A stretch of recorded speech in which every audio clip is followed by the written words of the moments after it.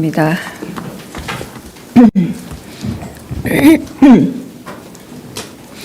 두 가지 브리핑하겠습니다. 순방 동행 언론에 대해서 메시지 하나 보내드리고요. 그리고 국무회의 관련해서 브리핑하겠습니다. 강유정 대변인입니다. 이재명 정부의 첫 번째 한미 정상회담을 성공적으로 마치고 돌아왔습니다. 대통령실 대변인으로서 정상회담 전에 진행될 약식 기자회견을 앞두고 회담 전 잠을 잘 이루지 못했습니다.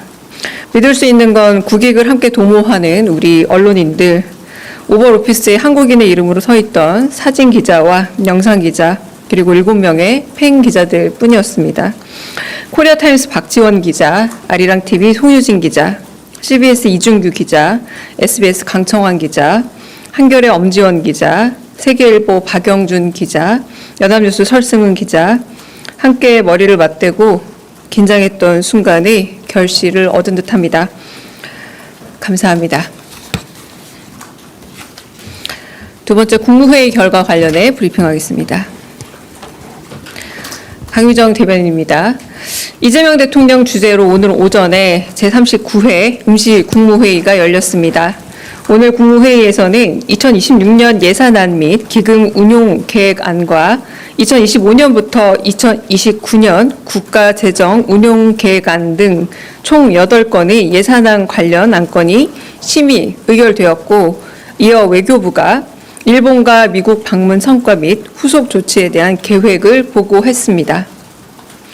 2026년도 예산안 및 기금 운용 계획안은 적극적인 재정 운용을 통한 경제 회복과 성장을 위해 역대 최대 수준의 지출 구조 조정을 하고 그 내용을 공개하며 강도 높은 재정 혁신으로 성과 중심의 재정 운용을 뒷받침했습니다.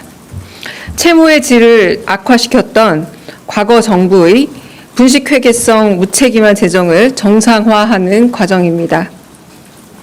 내년도 예산안과 기금 운용 계획안은 오는 9월 3일 국회에 제출할 예정이며, 보다 자세한 내용은 기획재정부가 발표한 보도자료를 참고해 주시기 바랍니다.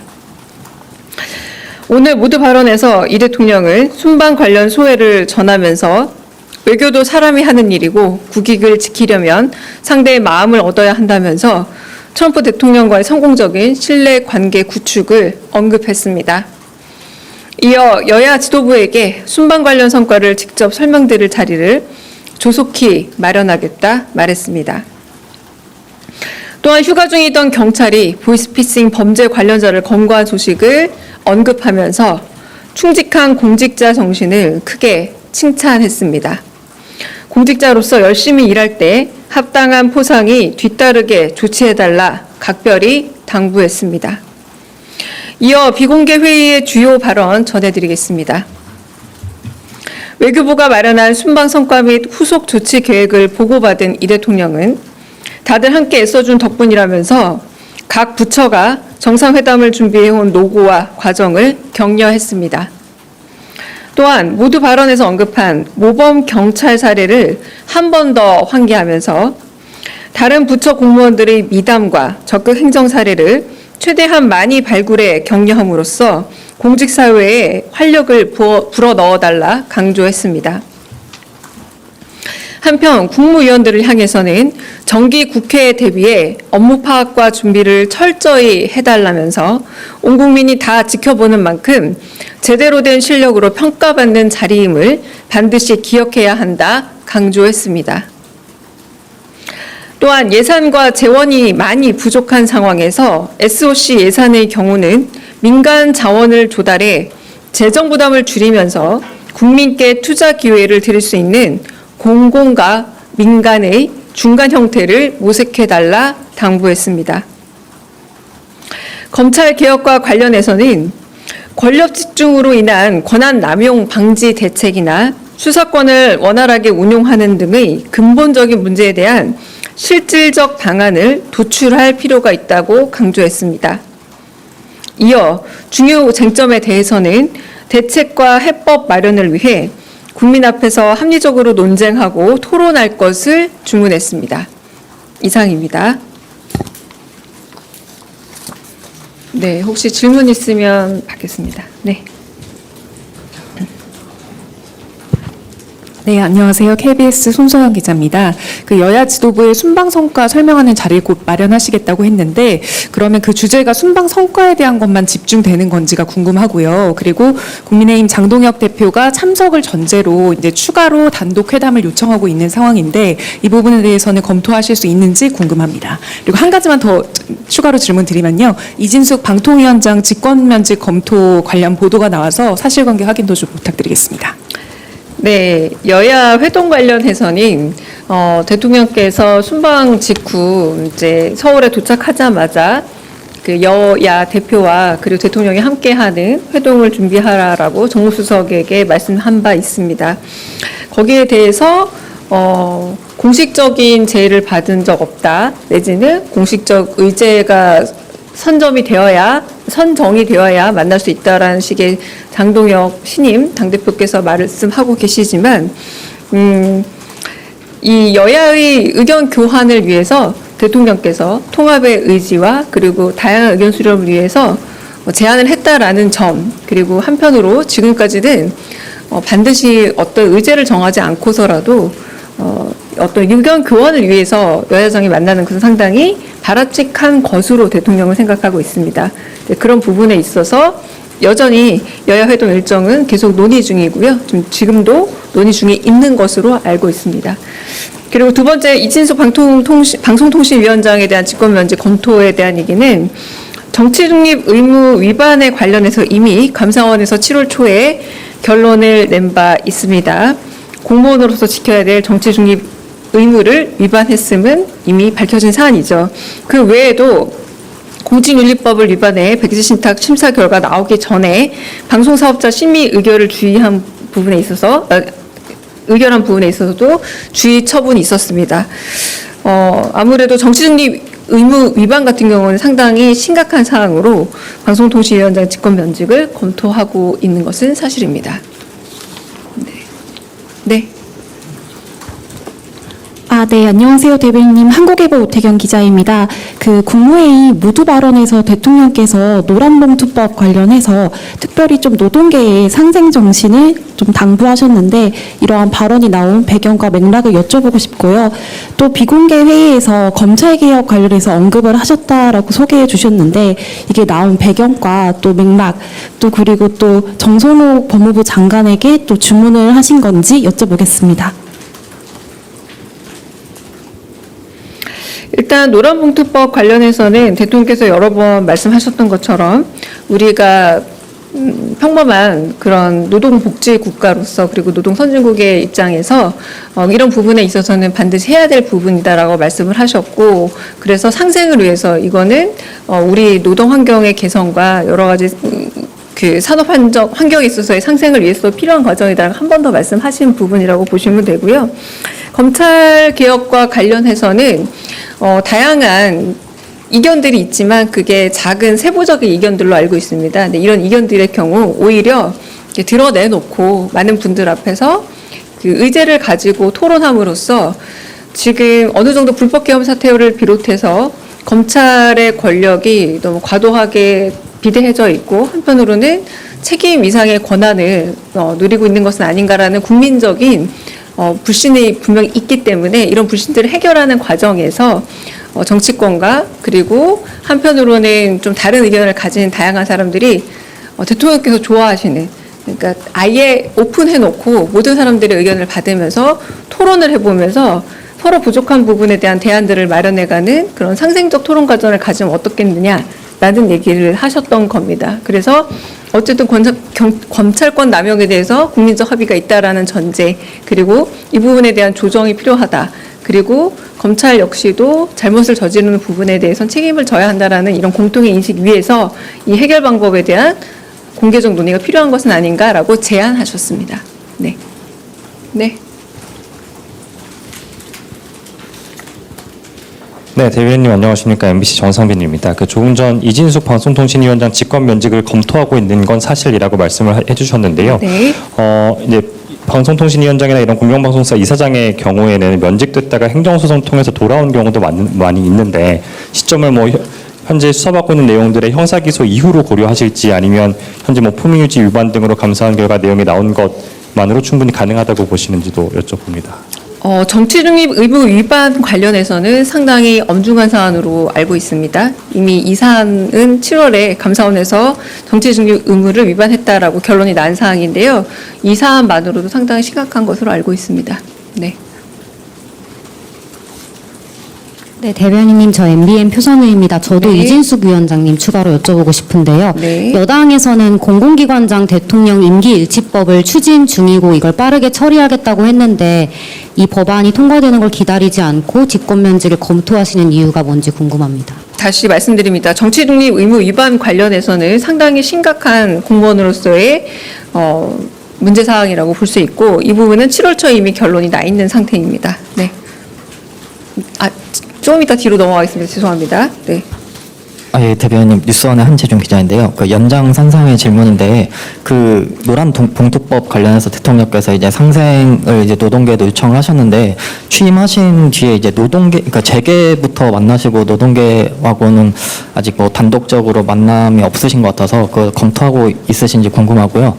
두 번째로 그 장동혁 그 대표가 이제 어떻게 보면 여야가 아닌 이제 야당과 단독으로 좀 만나달라 이런 제의를 했는데 대통령께서 충분히 좀 검토할 의향이 있으신지 궁금하고 그 다음에 저희 대통령께서 그 순방 다녀오신 기간에 그 특사단이 중국 다녀오지 않았습니까? 이에 관해서도 좀 별도의 보고가 이루어졌는지 그것도 궁금합니다.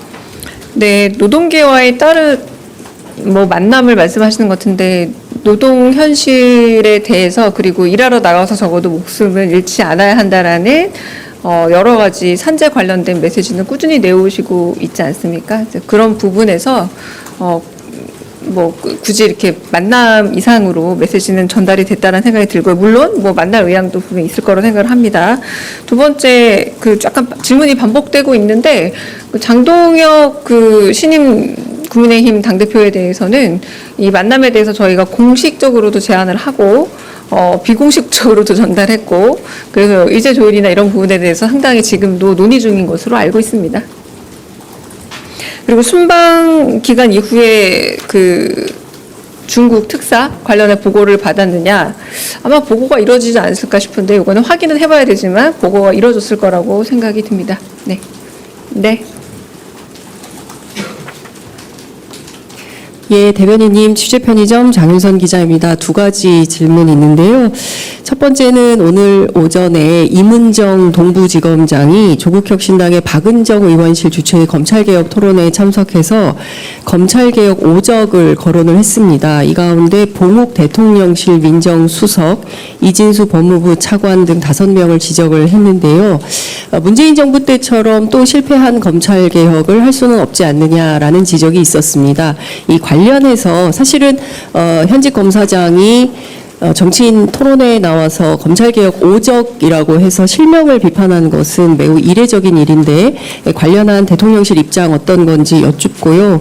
또 하나는 지금 김건희 여사에게 금 거북이 10돈을 전달해서 매관 매직 의혹을 받고 있는 이배용 국가교육위원장이 있습니다.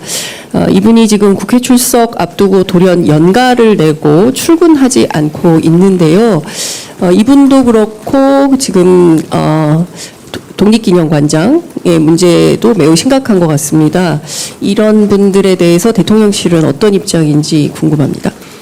네, 첫 번째 검찰개혁 관련해서는 한번 좀 반복적인 입장일 수 있겠습니다만 대통령께서 말씀하시기를 검찰개혁은 일종의 보여주기식은 안 된다라는 표현을 오늘 국무회의에서 하기도 했습니다. 그러니까 실질적인 안을 도출해야 되고 말 그대로 서로 다른 생각이 있다면 토론의 문화를 장착해서 어떤 부분이 대안이 되고 있고 어떤 부분이 부족한지를 구체적으로 언급하면서 더 합리적이고 그리고 국민의 이익에 부합할 수 있는 검찰개혁안을 마련해 가야 된다라고 얘기를 했는데 결국에 그런 생각을 가진 사람들이 있다면 어떤 명명이라기보다 네이밍보다는 대안과 함께 좀 공개적인 토론회 장에서 가장 합리적이고 이성적으로 어떤 면이 검찰개혁이 이루어져야 된다라는 대안을 내놓는 게 좋지 않을까.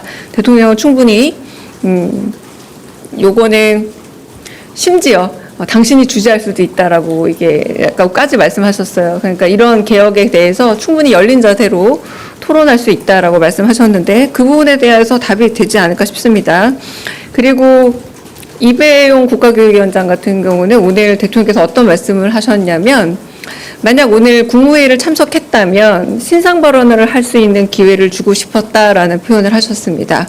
그러니까 만약 그런 의혹이 있다면 지금 연가를 내신 걸로 제가 알고 있습니다. 휴가를 내신 걸로 알고 있는데 오히려 적극적으로 자신의 소명을 했어야 되는 것은 아닌가라고 제 개인적인 의견과 함께 대통령 의사에 대해 조금 해석을 해봅니다. 네.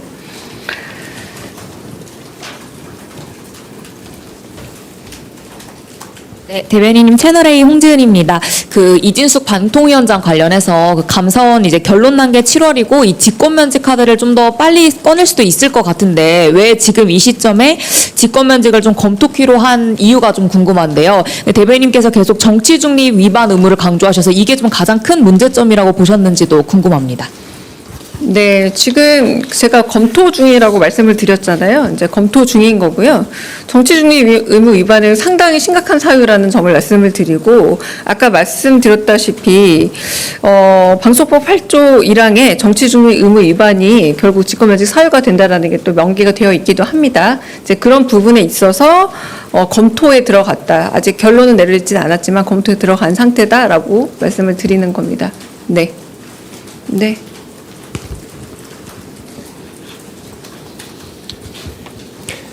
예, 대변인 매일경제 송송입니다. 그 조금 다른 얘기인데 국무회의 모두 발언에서 대통령께서 또 씨앗을 빌려서라도 좀 농사를 지어야 한다고 말씀을 주셨거든요. 근데 이번에 이제 예산안 보면은 국채를 이제 110조 원 정도 발행을 하게 되는데 이렇게 국채라든지 이제 국가 재정 상황 관련해 가지고 국무회의 비공개 발언이 좀 나온 게 있는지 말씀해 주시면 감사하겠습니다.